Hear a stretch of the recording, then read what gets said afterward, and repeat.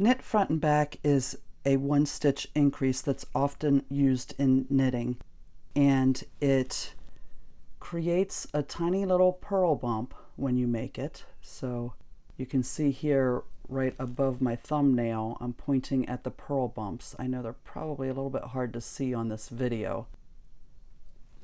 And it is performed by knitting into the front and the back of the stitch, as the name implies.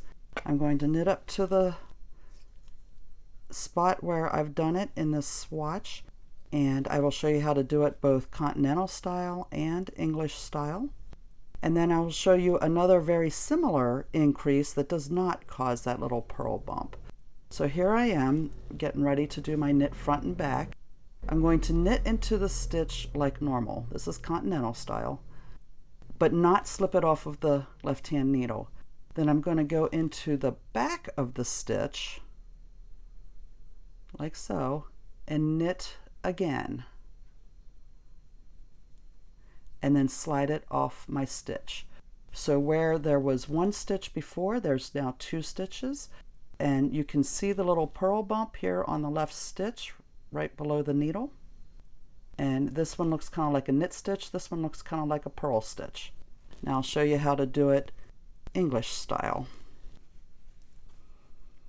So again, knit like normal, but don't slide it off your left needle.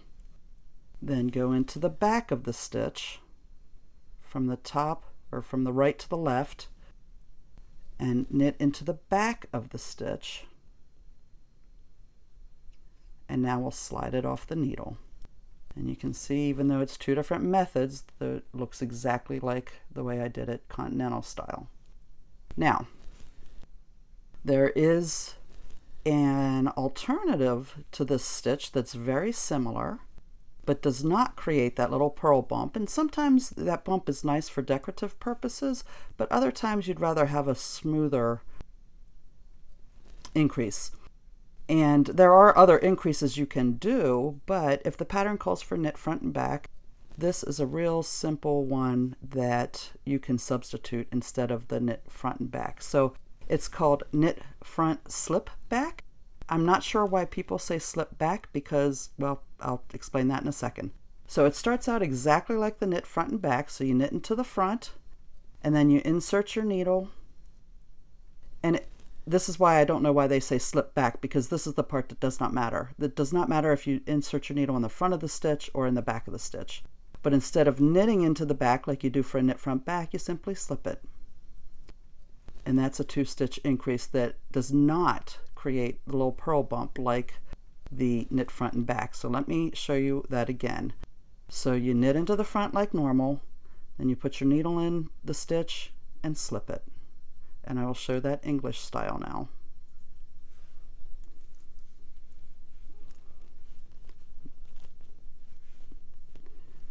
And again, it's often called knit front slip back, but it doesn't matter whether you slip the front or the back of the stitch.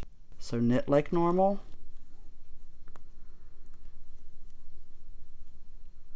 then insert your needle and slip the stitch. That's a knit front slip back, or knit front slip sometimes.